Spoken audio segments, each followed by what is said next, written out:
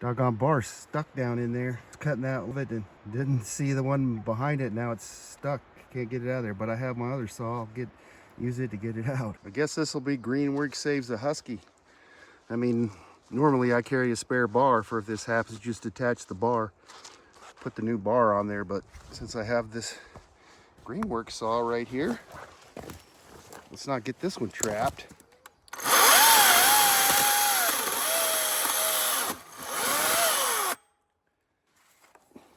There we go, that was easy.